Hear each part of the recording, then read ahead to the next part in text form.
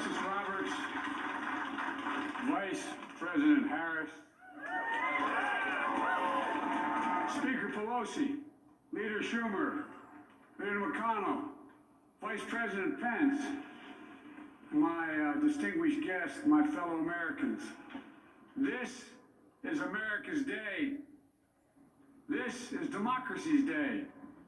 A day of history and hope, of renewal and resolve. Through a crucible for the ages, America has been tested anew, and America has risen to the challenge. Today, we celebrate the triumph not of a candidate, but of a cause, the cause of democracy. The people, the will of the people has been heard, and the will of the people has been heeded. We've learned again that democracy is precious, democracy is fragile, and at this hour, my friends, democracy has prevailed.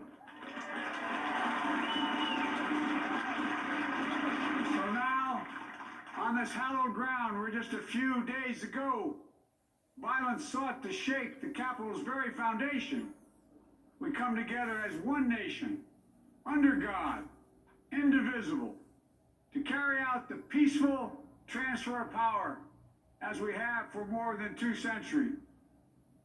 As we look ahead in our uniquely American way, restless, bold, optimistic, and set our sights on the nation we know we can be and we must be. I thank my predecessors of both parties for their presence here today. I thank them from the bottom of my heart. And I know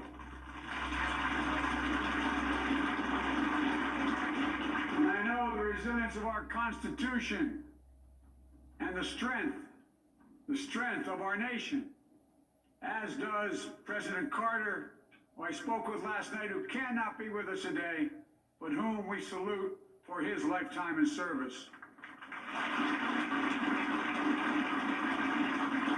I've just taken the sacred oath each of those patriots have taken. The oath first sworn by George Washington. But the American story depends not on any one of us, not on some of us, but on all of us, on we the people who seek a more perfect union. This is a great nation. We're good people. And over the centuries, through storm and strife, in peace and in war, we've come so far, but we still have far to go. We'll press forward with speed and urgency, for we have much to do in this winter of peril and significant possibilities. Much to repair, much to restore, much to heal, much to build, and much to gain. Few people in our nation's history have been more challenged or found a time more challenging or difficult than the time we're in now. Once in a century virus that silently stalks the country. It's taken as many lives in 1 year as America lost in all of World War II. Millions of jobs have been lost. Hundreds of thousands of businesses closed. A cry for racial justice, some 400 years in the making, moves us. The dream of justice for all will be deferred no longer. The cry for survival comes from the planet itself. A cry that can't be any more desperate or any more clear. And now, a rise of political extremism, white supremacy, domestic terrorism, that we must confront and we will defeat. To overcome these challenges, to restore the soul and secure the future of America, requires so much more than words. It requires the most elusive of all things in a democracy: unity. Unity. In another January, on New Year's Day in 1863, Abraham Lincoln signed the Emancipation Proclamation. When he put pen to paper, the president said, and I quote, If my name ever goes down into history, it'll be for this act, and my whole soul is in it. My whole soul is in it. Today, on this January day, my whole soul is in this. Bringing America together, uniting our people, uniting our nation. And I ask every American to join me in this cause.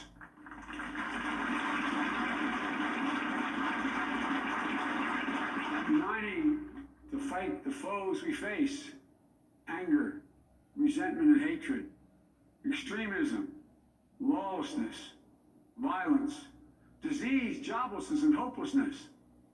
With unity, we can do great things, important things. We can right wrongs.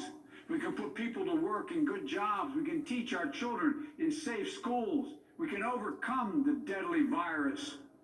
We can reward work and rebuild the middle class and make healthcare secure for all. We can deliver racial justice, and we can make America once again the leading force for good in the world. I know speaking of unity can sound to some like a foolish fantasy these days. I know the forces that divide us are deep and they are real. But I also know they are not new. Our history has been a constant struggle between the American ideal that we're all are created equal and the harsh, ugly reality that racism, nativism, fear, demonization have long torn us apart. The battle is perennial, and victory is never assured.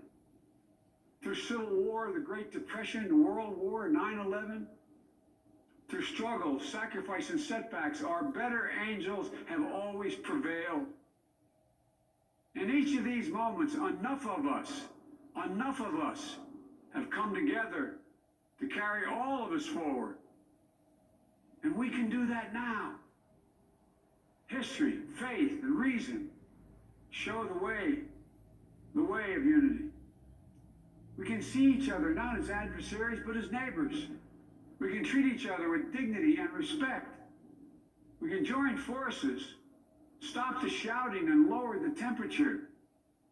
For without unity, there is no peace, only bitterness and fury. No progress, only exhausting outrage. No nation, only a state of chaos. This is our historic moment of crisis and challenge. And unity is the path forward. And we must meet this moment as the United States of America. If we do that, I guarantee you we will not fail. We have never, ever, ever, ever failed in America. We've acted together. And so today, at this time, in this place, let's start afresh. All of us. Let's begin to listen to one another again.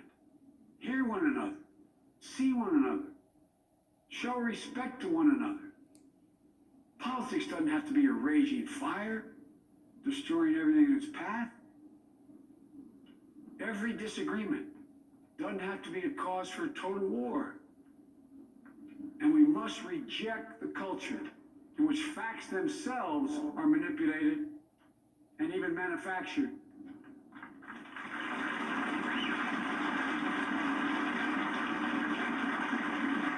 My fellow Americans, we have to be different than this.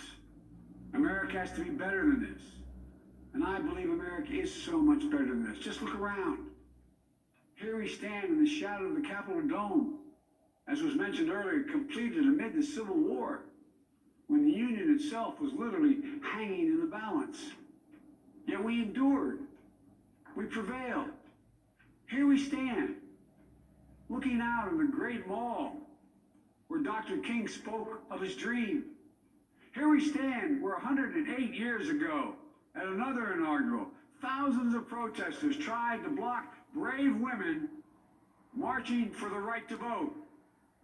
And today, we mark the swearing in of the first woman in American history elected to national office, Vice President Kamala Harris. Don't tell me things can't change. Here we stand, across the Potomac from Arlington Cemetery, where heroes who gave the last full measure of devotion rest in eternal peace. And here we stand, just days after a riotous mob thought they could use violence to silence the will of the people, to stop the work of our democracy, to drive us from this sacred ground. It did not happen. It will never happen. Not today, not tomorrow, not ever. Not ever.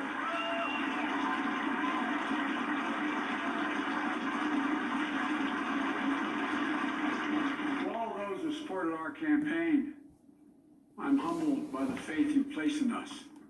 To all those who did not support us, let me say this. Hear me out as we move forward.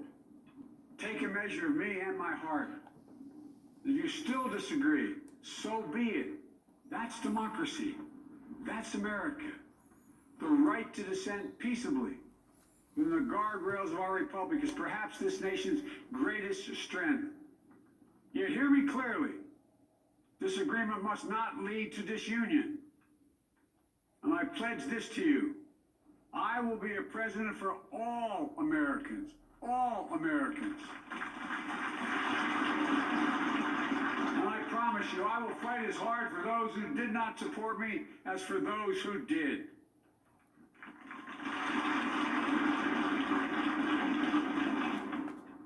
Many centuries ago, St. Augustine, a saint of my church, wrote that a people was a multitude defined by the common objects of their love.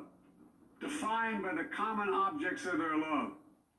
What are the common objects we as Americans love that define us as Americans? I think we know. Opportunity, security, liberty, dignity, respect, honor, and yes, the truth. Recent weeks and months have taught us a painful lesson. There is truth and there are lies. Lies told for power and for profit. And each of us has a duty and a responsibility as citizens, as Americans, and especially as leaders. Leaders who have pledged to honor our Constitution and protect our nation, to defend the truth and defeat the lies. Look, I understand that many of my fellow Americans view the future with fear and trepidation. I understand they worry about their jobs. I understand, like my dad, they lay in bed at night, staring at the ceiling, wondering, can I keep my health care? Can I pay my mortgage? Thinking about their families, about what comes next. I promise you, I get it. But the answer is not to turn inward, to retreat into competing factions, distrusting those who don't look like you, or worship the way you do, or don't get their news from the same sources you do. We must end this uncivil war that pits red against blue, rural versus urban, conservative versus liberal. We can do this if we open our souls instead of hardening our hearts, if we show a little tolerance and humility, and if we're willing to stand in the other person's shoes, as my mom would say, just for a moment, stand in their shoes. Because here's the thing about life. There's no accounting for what fate will deal you. Some days, when you need a hand, there are other days when we're called to lend a hand. That's how it has to be. This is what we do for one another.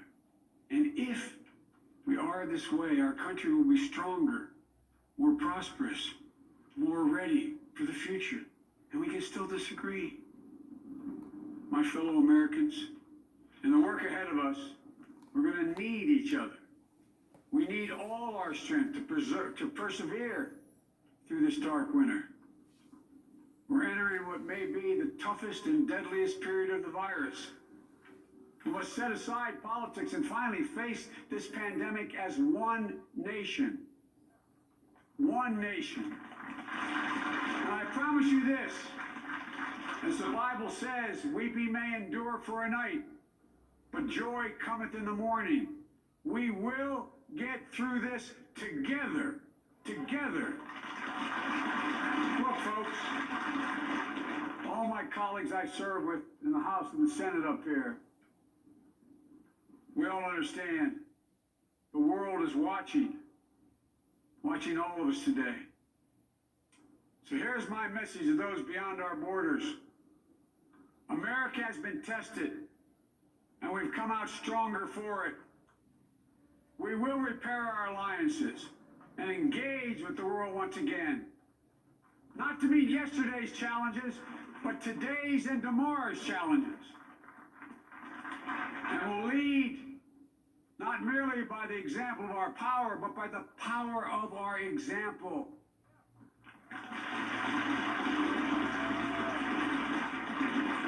We'll be a strong and trusted partner for peace, progress, and security. Look, you all know we've been through so much in this nation.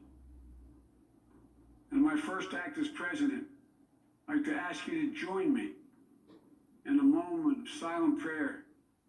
Remember all those who we lost this past year in the pandemic. Those 400,000 fellow Americans, moms, dads, husbands, wives, sons, daughters, friends, neighbors, and co-workers. We'll honor them by becoming the people and the nation we know we can and should be. So I ask you, let's say a silent prayer for those who've lost their lives and those left behind, and for our country.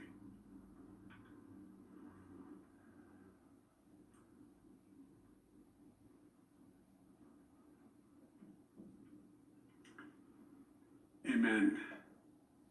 Folks, this is a time of testing. We face an attack on our democracy and on truth, a raging virus, growing inequity, the sting of systemic racism, a climate in crisis, America's role in the world. Any one of these would be enough to challenge us in profound ways.